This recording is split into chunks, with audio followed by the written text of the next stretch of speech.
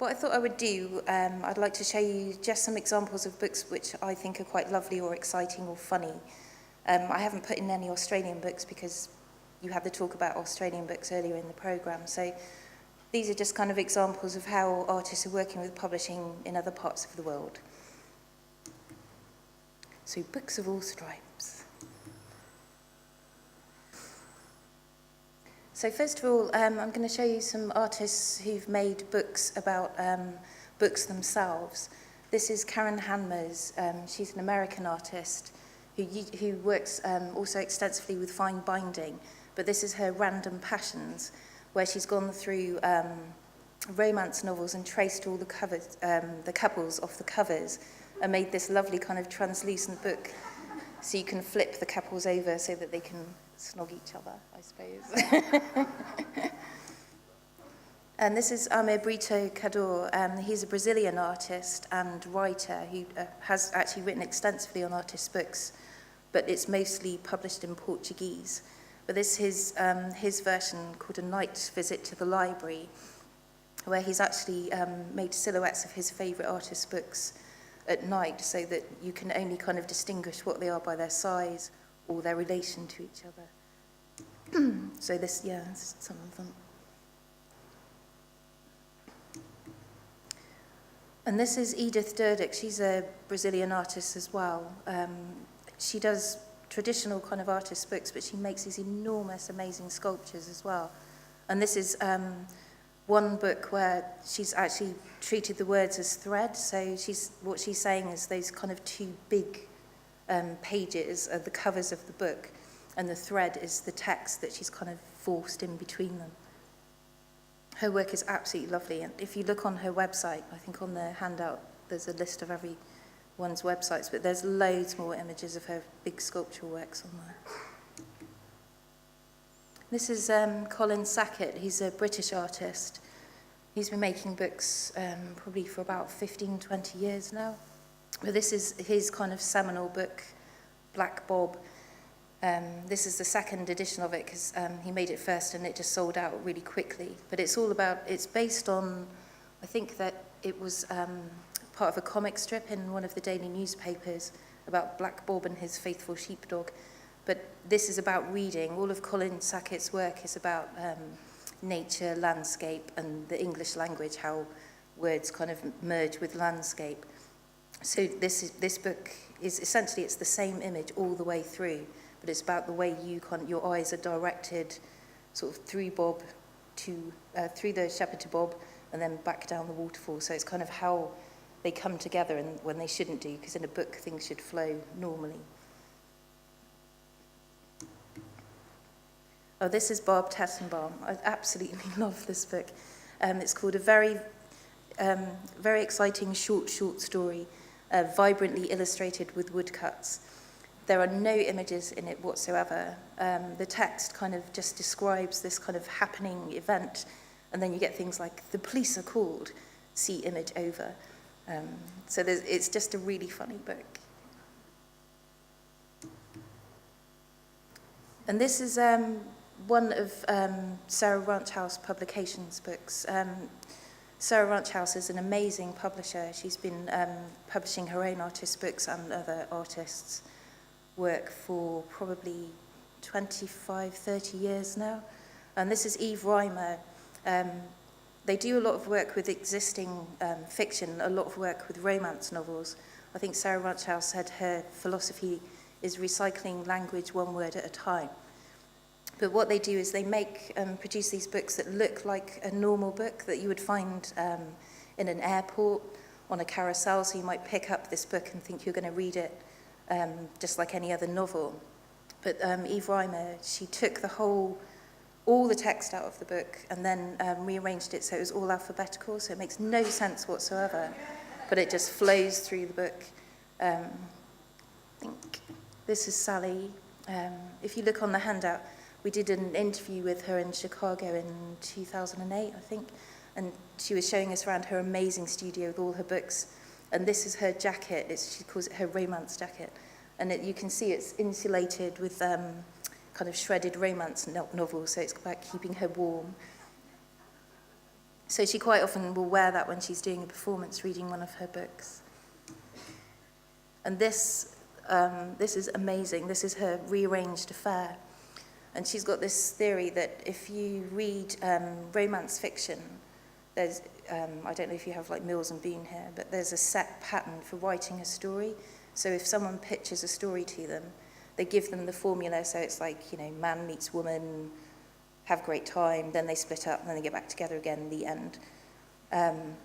So she took 100 different romance books, all paperback from the same company, and she took them all apart and then rearranged the pages. So everyone still went page kind of 1 to 264, but they were all pages from different books.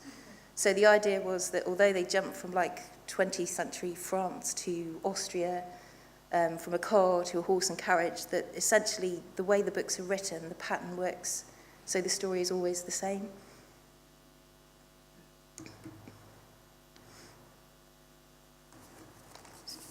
This is Michael Ryan. He's a kind of graphic designer and book artist. And in 2003, there were lots of like really crazy headlines about the kind of invasion of Iraq. So he made this series of books called Smoking Guns and Desert Rats, where he took the kind of more extreme headlines and just made them into these series of kind of crazy text books. They're really good. And Tony Kempler, he doesn't make books so much anymore. He's moved on to kind of more digital publishing. This is one of his earlier books called Kubla Khan, where he actually took Kubla Khan and he typed it out on a child's typewriter, on a little plastic typewriter. So the idea was that as the keys kind of stopped working or the letters fell off, he just kept going until he just ended up with this kind of illegible mess. But this is what he's doing at the moment. So he does these walks. I've got a laser pen, look. So basically he's done those walks around Sheffield, so it goes down different streets. So that's one walk. And then he uses them to spell out messages to people. So this is when our Liberal Democrat and Tory party had their conference there.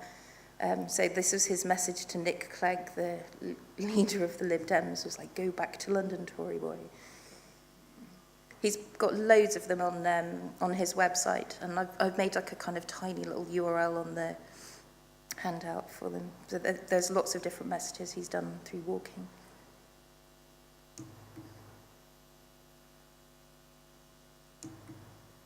This is an amazing artist called Earl D. Swope. He's just written an essay for us in our publication in the yearbook about how he actually became a book artist. He was actually a fireman. He was in charge of crew dives where they have to train how to dive into ice and rescue people. He's based in the US. And he was leading a kind of training session where he actually led the session. He went down under the ice, and to all intents and purposes, he actually died that day. They tried to resuscitate him, nothing happened, and they took him off to hospital in the ambulance. And miraculously, he came back to life. And after that, he was like, I can't be a fireman anymore. I'm going to do something else. And he went to college, and now he's making books. So I was like, that's the most amazing story of how to become a book artist I've ever heard. But this is his Halliburton's Code of Ethics.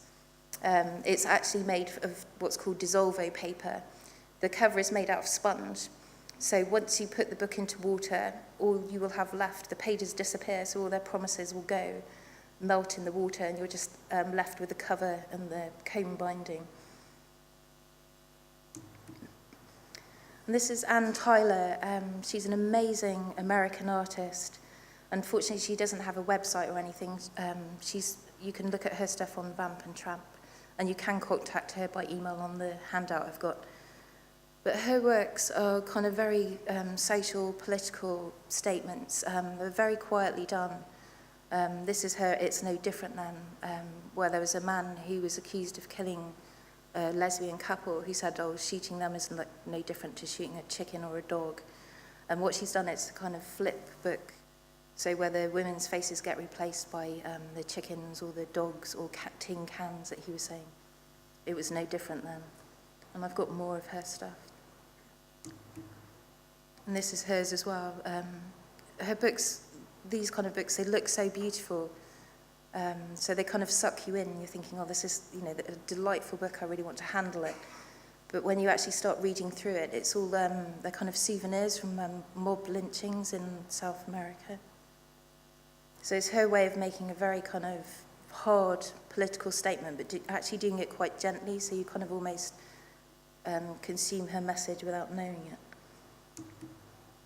And this is another one of hers, Lubbed Up, where, excuse me, to get some water.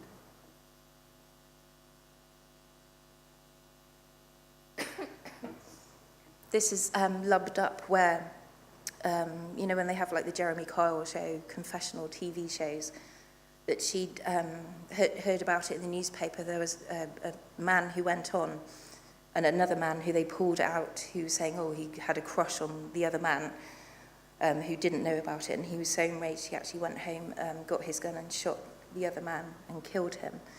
So again, it's very much a kind of political message that she's saying.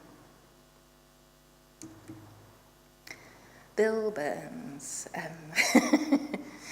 He's the founder of the Museum of Safety Gear for Small Animals in Canada. He's a really cool guy. I would definitely say to have a look at his website because he's got so much work on it. And these are kind of some of the earlier pieces he was making where they really are, they're made at size for the animals. What he's trying to ask us is to actually think about how we treat our natural habitat and animals around us. So they're kind of very funny, but they are very serious as well. The one with the suitcase up the top is where he's sort of saying about not only where you've got prisoners in Guantanamo Bay, this is his boiler suits for primates kit, where he's actually made a scale model of what prisoners are issued with when they go to Guantanamo Bay, but he's actually made them for animals. And what he's saying is, apart from this is how you treat people, you also have to kind of think of the implications on the natural area and the locale of where you build prison camps. And these are some of his beautiful photographs. You can just make out the animals in them, of animals escaping from natural history, where they're actually escaping from the books they're meant to be in.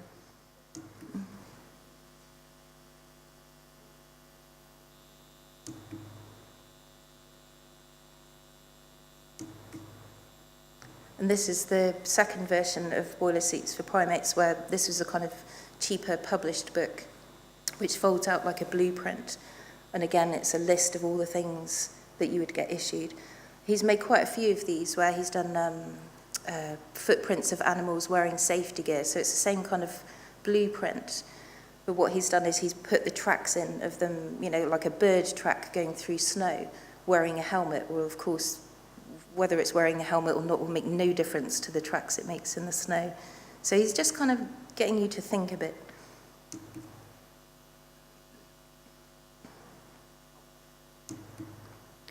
This is Stephen Fowler, the British artist. I think they call him a kind of folk artist. He did go to college, but he's kind of got this kind of intuitive drawing style that just makes him actually quite unique, I think. But this is one of his books where he publishes his collection of found record covers. But the whole point of his project is that he goes around charity shops buying these second-hand record covers, but they have to have been made by people. So they're not real record covers, they're actually ones where people have made them at home with like a bit of collage or a felt tip pen. And he collects all these records and DJs with them, which is probably a kind of very extraordinary mess, considering the kind of things that he's collecting. And then he publishes these books as a kind of document. This is him. He came and did a residency in our centre last month, I think. So he was with us with a month, and he brought the most amazing exhibition with him of his obscure small press publications, he called it, which was anything from kind of flyers on spiritualism to alien invasion, and had this lovely exhibition, and he's made 3 new prints from being with us. And this is one of his recent books as well, The Owlman of Morne Smith, which is, Morne Smith is a kind of wood in Cornwall in Britain. And there's this myth that there's this kind of half man, half owl who lives in it. So he decided he'd camp out in the wood for the night and do some automatic drawings and see what happened. And this is Francis Elliott of Foundry Press. He's a UK artist as well. This is one version of his dark globe, which he said he's actually put together to prove how little anybody knows about anything. Basically, you can have the book made for you, which is the only way it exists, that you have to fill in this form online, which is like a tax assessment form. It's got a list of all the countries, and you have to tick the boxes of the countries you've been to.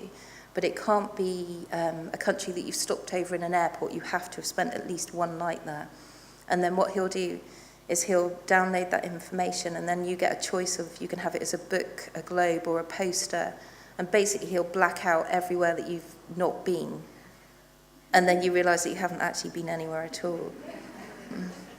So this is an installation he did for our conference in 2008, or was it 2009 actually, I think, where we did a conference towards the end of our project. And he very kindly volunteered himself to do what he'd called his dark globe enclosed systems, where he said that he would prove to our students how little we knew about anything. And he asked anyone in the building, any member of staff, basically anyone who's responsible for telling students anything they thought they should know, if they would fill out the forms. And then he made these globes and did them in a spiral so that the person who'd travelled the least was in the middle, and they kind of came out around. So we all had our own kind of version of how stupid we were.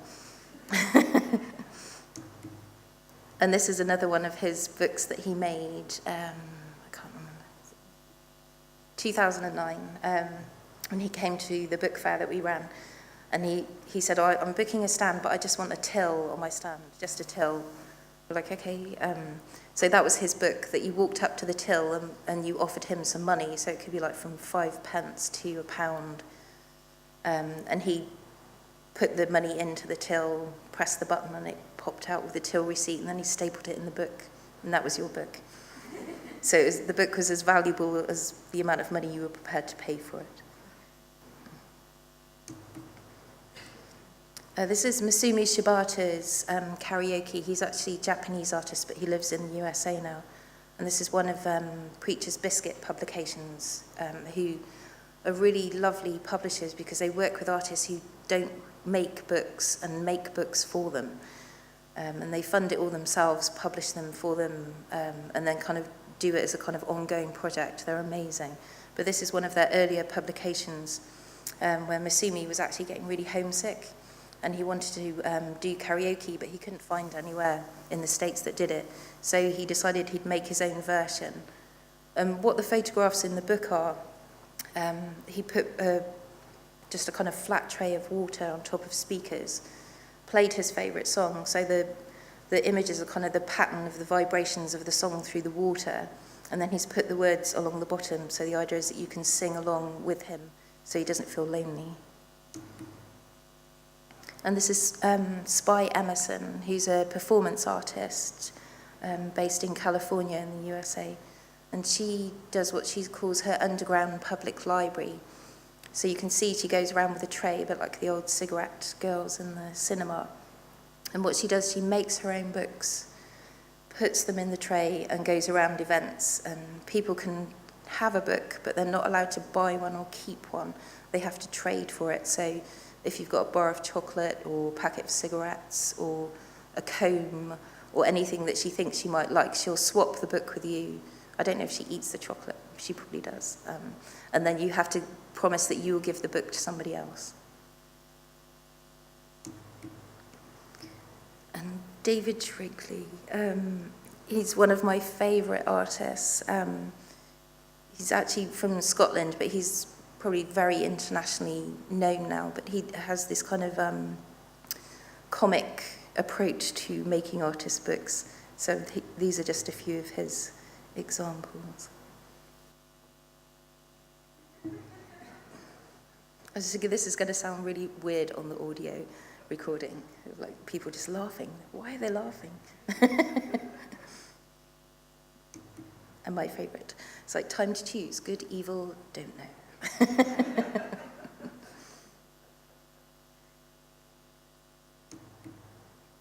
This is Heidi Nielsen, an American, she's a photographer and book artist, but she made this beautiful book, which is her fake snow collection. So I've got a few close-ups for you of this because they're really beautiful. So basically she built the set with a little cabin that you can see, and then she applied every different kind of fake snow that she could find to it and photographed it to make this book.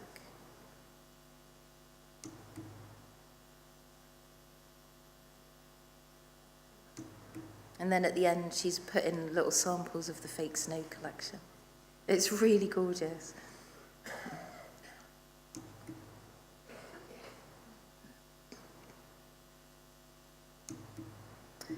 Yeah, I'm just going to show you two people who I think are probably kind of not necessarily unknown, but kind of underrated. John Bentley is an amazing artist. He's been making books since '84. And he said he was at art school and he was kind of wavering. He was like, I'm a poet, I'm a painter, I don't know what to do about that. And then he just started making his own books, and for him, he said it was like this seminal moment where everything just fell into place, and he's never done anything much since. So he's got a real thing about kind of handmade, low-tech, actually publishing your book and getting it out to the people. I think for him it's really important that people see what he does. His books are kind of very affordable, very fun, and very involved, and they quite often involve making books with other people, with an audience, or kind of local community. So these are some of his books. But this is his Believing in Handmade. Was it where it comes to shoes and jam, handmade is always best. So these are some of his earlier books where he was kind of very painterly.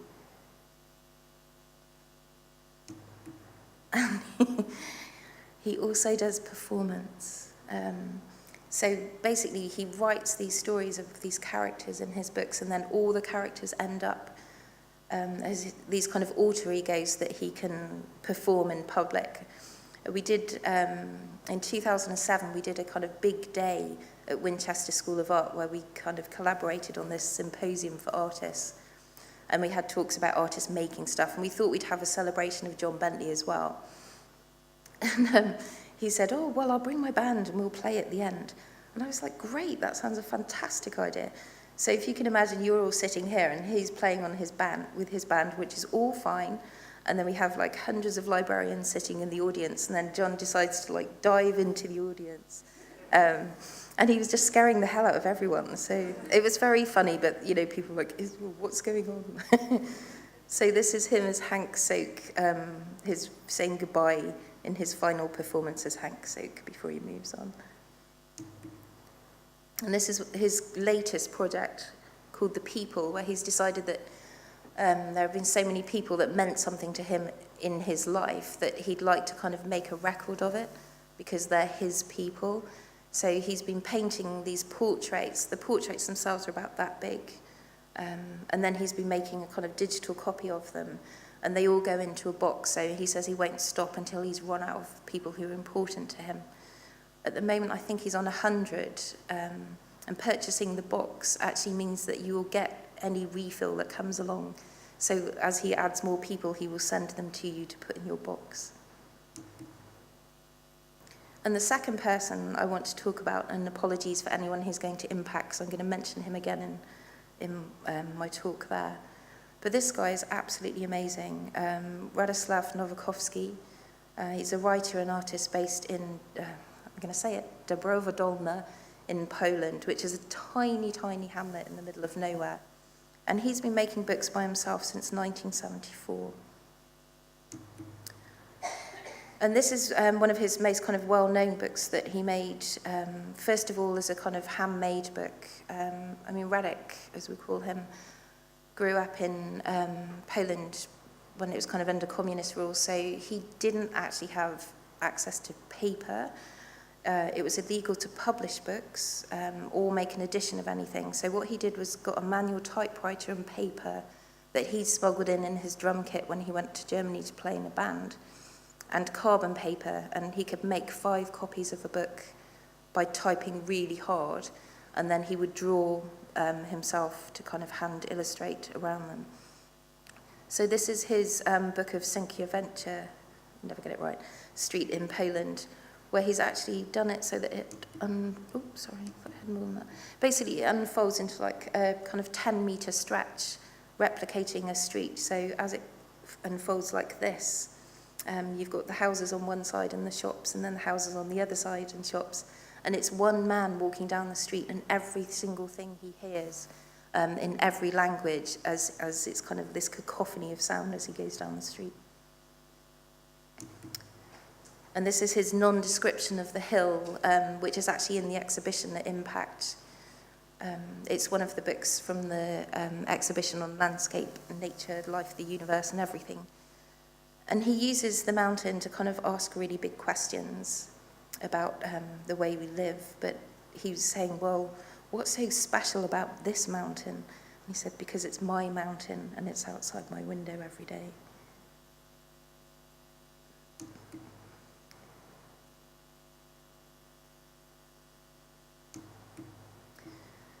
And as technology has moved on, Radek has gone from a manual typewriter to a really rubbish word processor, and then finally to computers. And now he still makes his books, publishes them himself.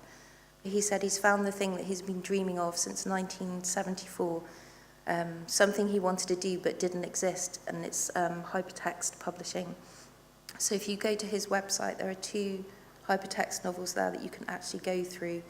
Obviously, they'll only exist on the computer and you can't print them out. But these are some of the pages from them.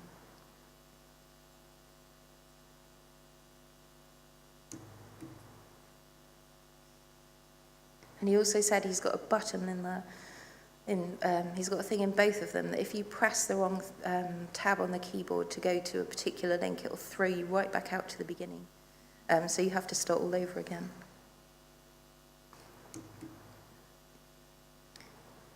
And basically, the Emmerich one is a story. I think there's a local legend about this statue called Emmerich, who was a saint, I think. And there's a statue, and they're saying one day they predict that the statue will move itself up to the top of this mountain, and the day it gets to the top will be Armageddon. So this story is about the statue slowly moving up the mountain, and everything in nature deciding whether or not it's going to help him to bring on Armageddon or not. So the story is it's from everyone's perspective, from people, the statue, birds, insects, the river. It's really amazing story.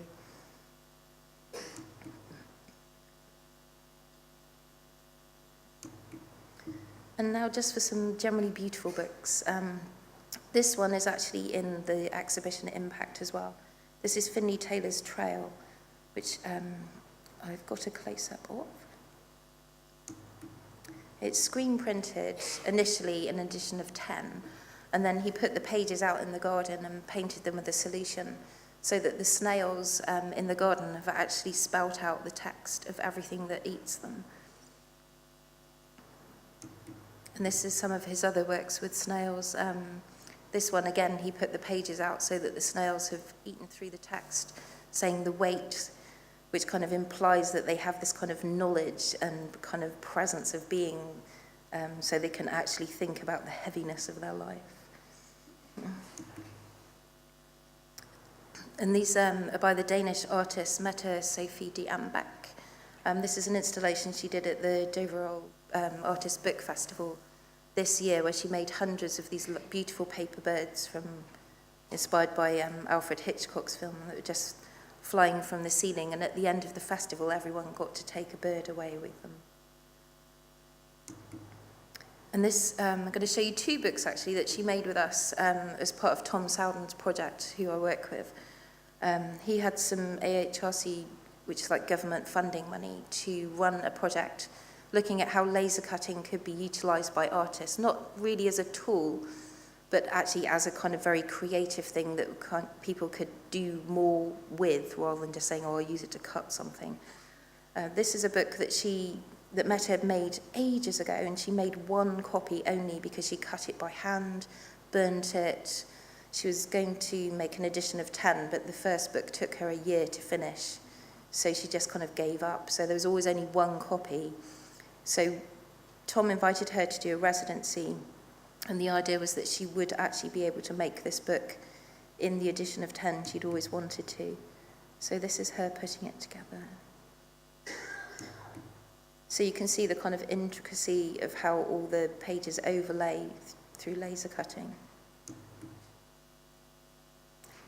It's actually a Danish creation myth of steam, salt and milk, and how the gods built the earth from it.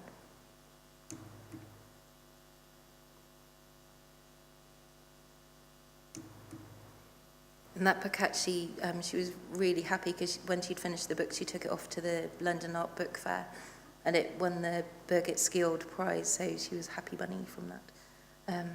But when she'd finished it, she actually had a bit of spare time with Tom, so she decided to make this book, which is really beautiful as well. It's called Day Return. You can see the kind of video image. She made a very short, I think it was like a 1-minute video when she was on a tube train, when they come out of the tunnel and go overland, so you can just see the lights flashing past. And she recorded that and took the light parts of the film and made them into a digital file. And this was then, it was laser etched into black Somerset satin. So if you hold the book up, you get this kind of beautiful, kind of translucent effect.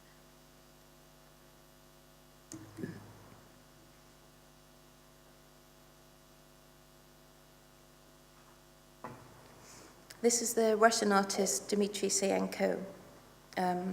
He describes himself as a medieval artist.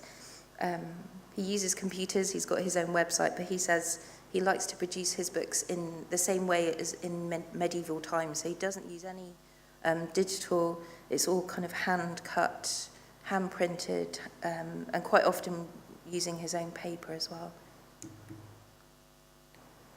So for things like Maneria, he also used Russian banknotes that had gone out of circulation recently and incorporated those into the paper he made for the book. They're amazing objects.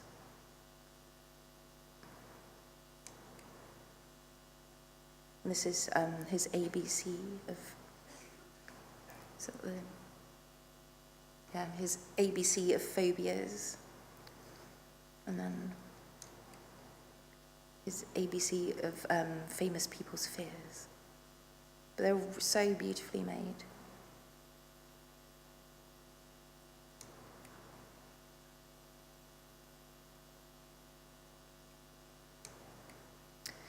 And I showed you at the beginning some books about books. Well, here are a couple of books made by artists about other artists' books, just to mess with everyone's heads. This is the Norwegian artist Kurt Johannessen, who's an amazing performance artist and book artist. I would definitely have a look on his website because there's just so much on it. And this is one of his performances, which is to hold a dead fly in front of a glacier in his hand. And he stood there for 2 hours and 58 minutes. He hasn't got any shoes on. It's freezing.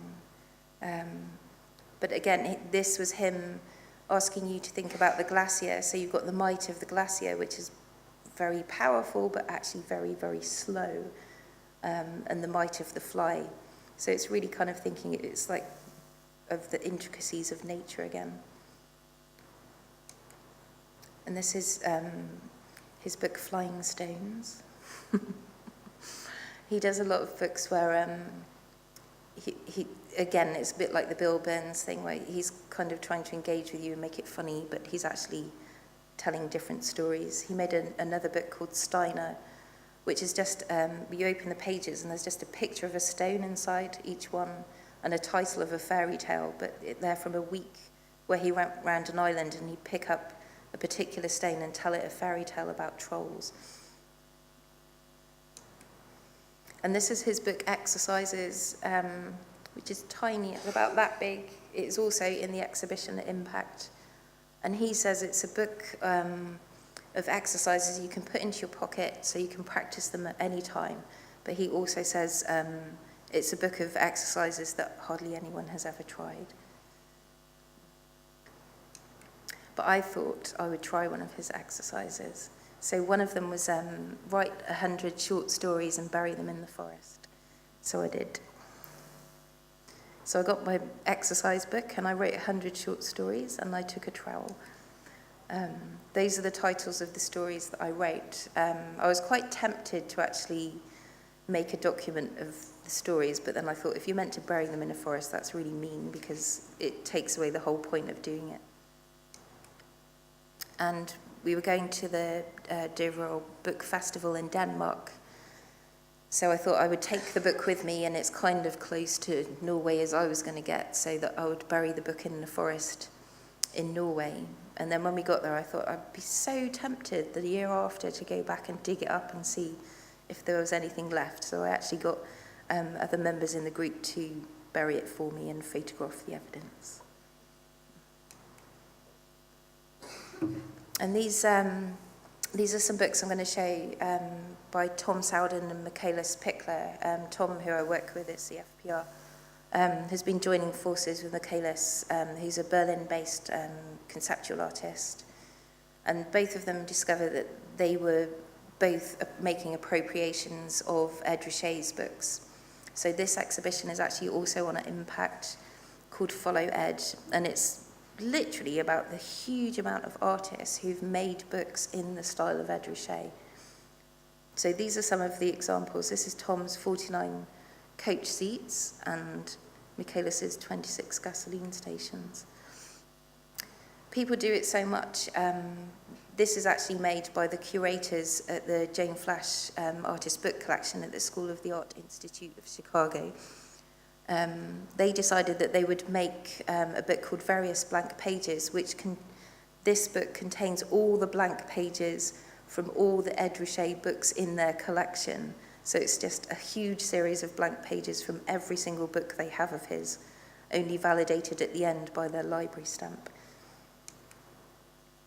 And this is Tom's some of the buildings on the Sunset Strip, rather than all the buildings on the Sunset Strip, which folds out into an enormous concertina, just like the original.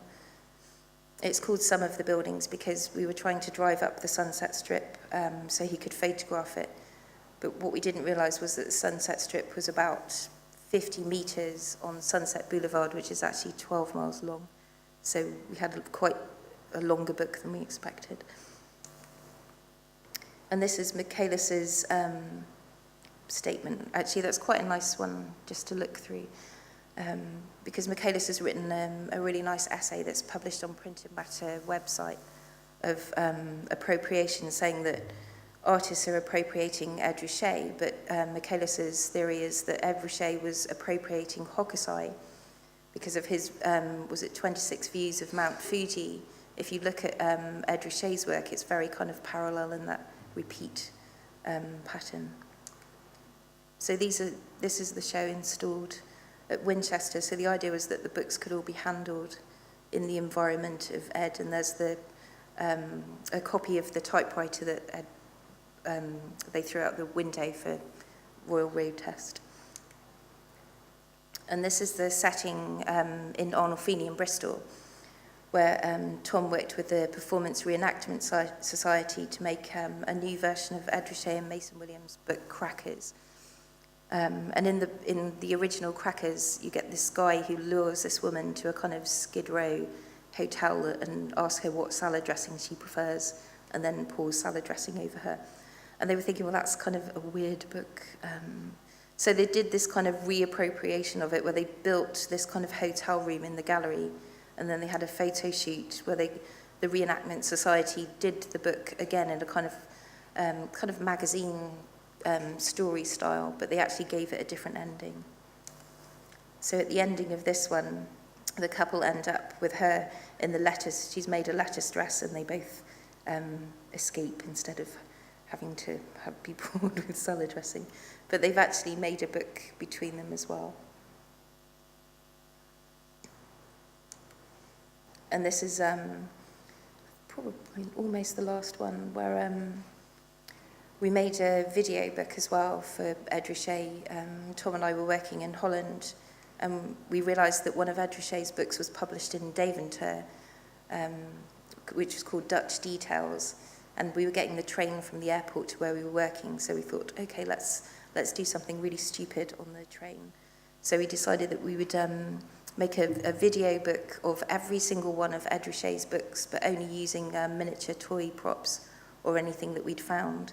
So it's called No Dutch Details because it didn't quite work. I mean, it did work, but it wasn't what it should be. And that is pretty much it. I just wanted to say, if there's anything you're interested in, you can have a look on our website where we've got everything. And I've also put up a PDF of the talk and of the notes if anyone wants to download them from there. Thank you.